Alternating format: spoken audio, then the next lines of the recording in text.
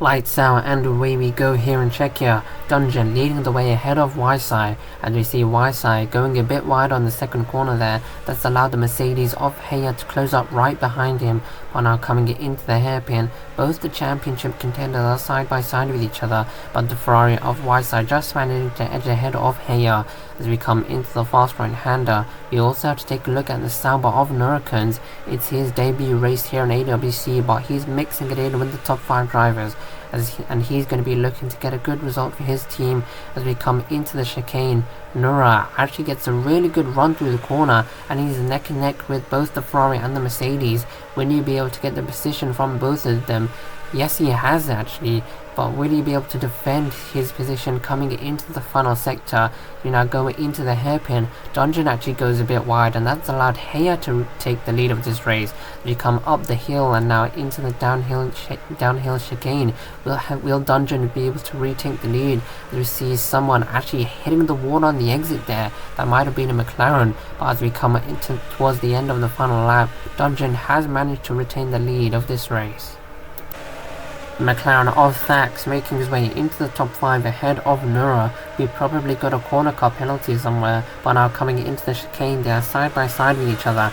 We see someone flipping. That's a Red Bull. That's Beastova. Beastova making the exact same mistake as he did last season, luckily not getting any damage. We see an Alpine also going full speed into the wall, losing their front wing.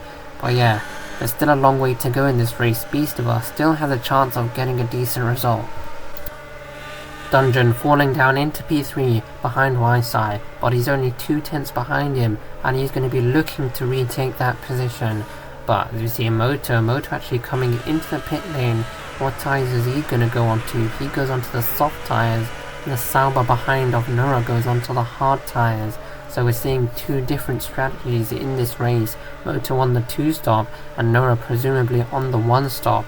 But as we go back to the battle for P2, now onto the DRS straight, neither of the drivers get DRS, but Dungeon didn't need the help of DRS, as he's already got the move done on Y-side for P2.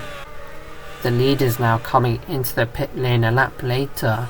Heya currently on the medium tyres. We're going to see what tyres he goes onto now.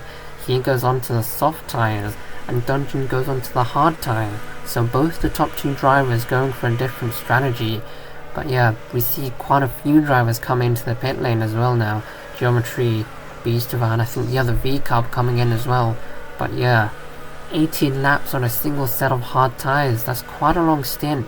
But we're going to see how that's going to work out for Dungeon towards the end of this race. Beastova now trying to make a bit of a comeback after his incident earlier on in this race. And if he's someone flipping, that's Geometry. Geometry making the exact same mistake as Beastova, and he now finds himself all the way down in P10. This has definitely been a race to forget for him. Heya back up into the lead once again, as we see Dungeon taking an absolutely massive corner cut there. He's almost got ahead of Heya by taking that corner cut, but we see Dungeon, he's actually gained over half a second from that, so the stewards are definitely going to be having a look at that. As we see Dungeon once again taking that massive corner cut. He must be getting desperate at this point. You see, he actually gains almost 1.5 seconds from taking that corner cut. So yeah, he's definitely going to be getting a post-race penalty, or maybe even a disqualification.